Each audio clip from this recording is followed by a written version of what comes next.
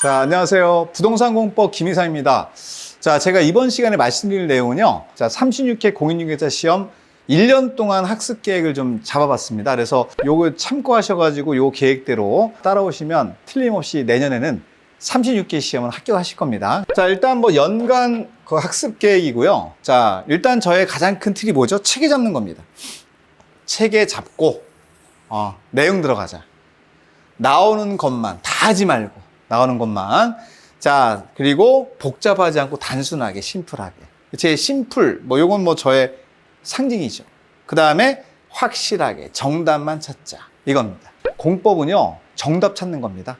문제 푸는 게 아닙니다. 항상 말씀을 드리지만 정답만 찾고 오는 게 우리 시험의 목표예요. 그럼 합격할 수 있습니다. 그러면 확실하고 정확하게 정답이 나올 내용을 확실하게 공략을 하고 들어가시면 공법은 60점 이상 없거든요. 그렇게 정리하시면 돼요. 자, 월별로 좀 볼게요. 지금 이제 11월 강의가 시작이 됐습니다. 11월부터 12월까지 강의가 요거는 이제 우리가 가장 기본이 되는 내용을 정리하는 거죠. 저 같은 경우는 이제 용어 정의하고 체계 잡고 이렇게 하셔야 되거든요. 그래서 교재는 기본서가 주교재가 되고요. 그 다음에 여기 체계도가 들어가요. 저는 부교재가 들어갑니다.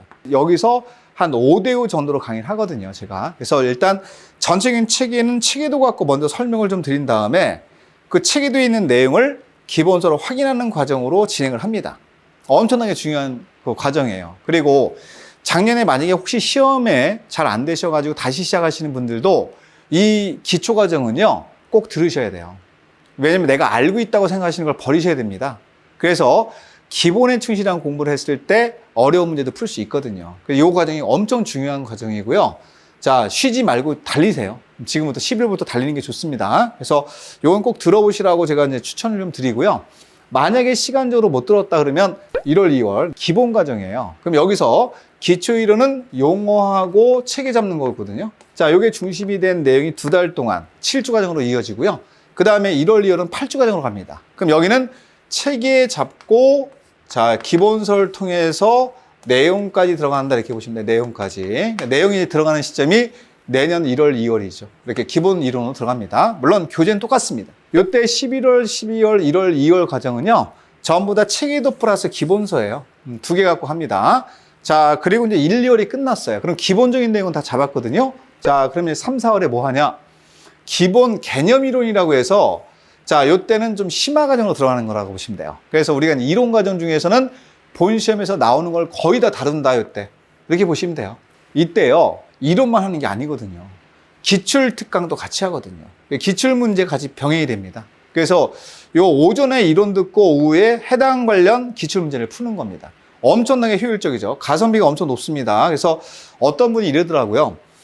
올해 출제가 공법이 어렵게 나왔으니까 기출 문제는 자, 더 이상 의미가 없지 않느냐? 의미가 없기는 무슨, 다 의미가 있죠. 기출로부터 출발하는 거거든요. 그래서 기출을 버리면 절대 안 돼요, 여러분들. 기본은 기출입니다. 여기부터 변형되는 문제를 풀 수 있으면 되는 거예요. 그럼 합격합니다. 우리가 난이도가 상짜리랑 극상짜리를 풀려고 시험장 들어가는 거 아니거든요. 그런 문제는 나중에 푸는 거예요. 또 틀려도 상관없습니다. 그러니까 거기는 관심을 갖지 마시고요. 자, 우리는 기출 특강을 통해서 난이도 중하고 하에 해당되는 문제를 풀어야 됩니다. 이 연습을 하는 게 기출 특강이거든요. 그러면 중과 하에 해당되는 문제를 다 풀었다.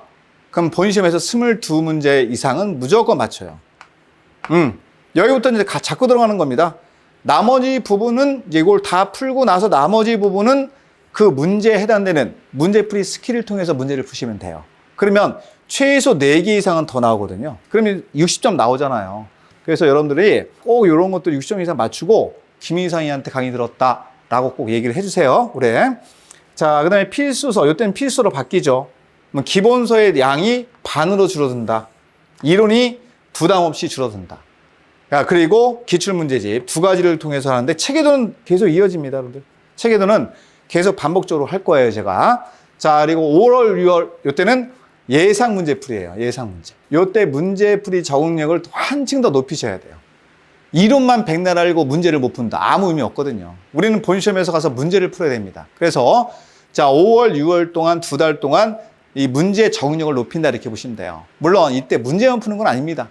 저는 이론도 같이 하거든요. 그래서 이론 1시간 하고 나머지 문제풀이 스킬 요게 여기서 플러스 알파 엄청 중요한 시점이에요, 여러분들. 요게 문제 푸는 요령이죠. 쉽게 말하면 어떤 단어 나오면 틀리다, 어떤 단어 옳은 내용이다, 이렇게 찾으시면 되고요.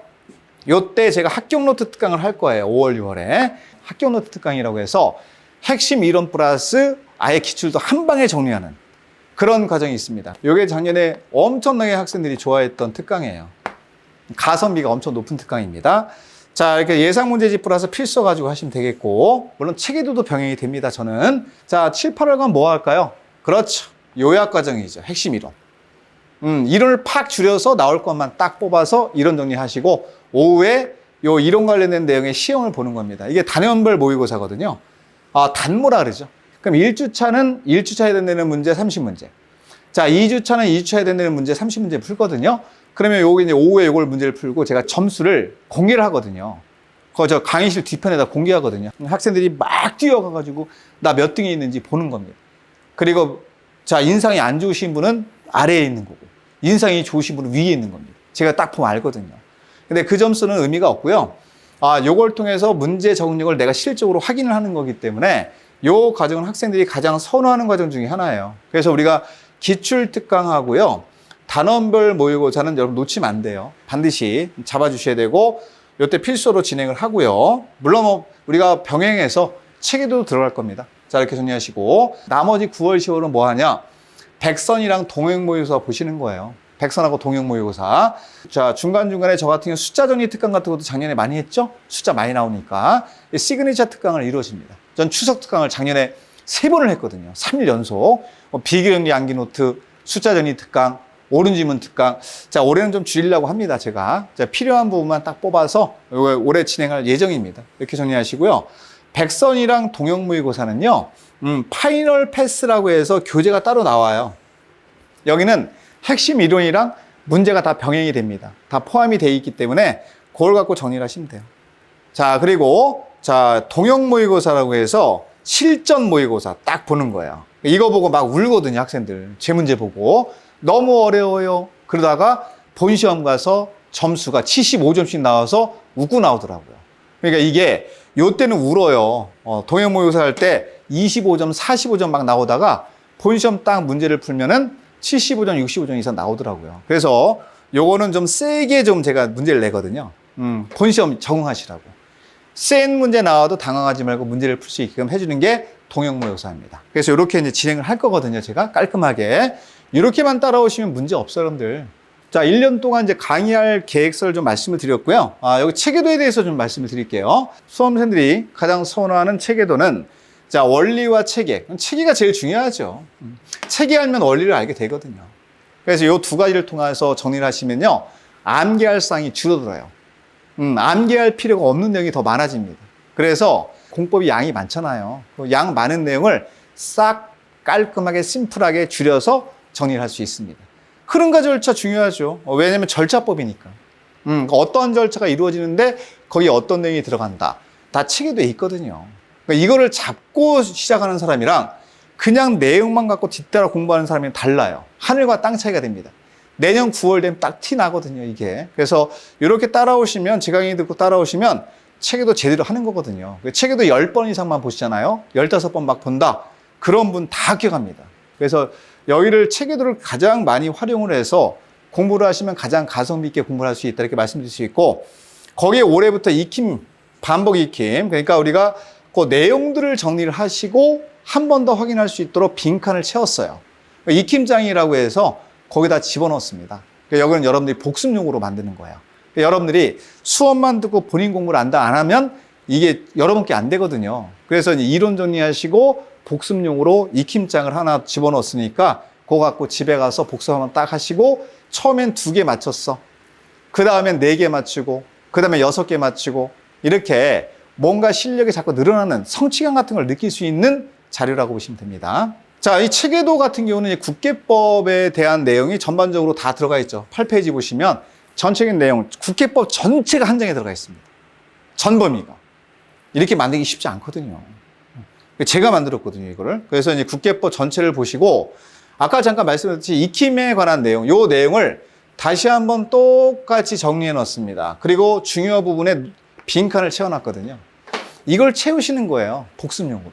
그래서 처음에는 빈칸을 못 채웁니다. 상관없습니다. 그 다음에 4개 채우고, 그 다음에 6개 채우고, 이런 식으로 정리하면요, 굉장히 효율적으로 국계법 전체, 국계법뿐만 아니라 다른 것도 마찬가지예요.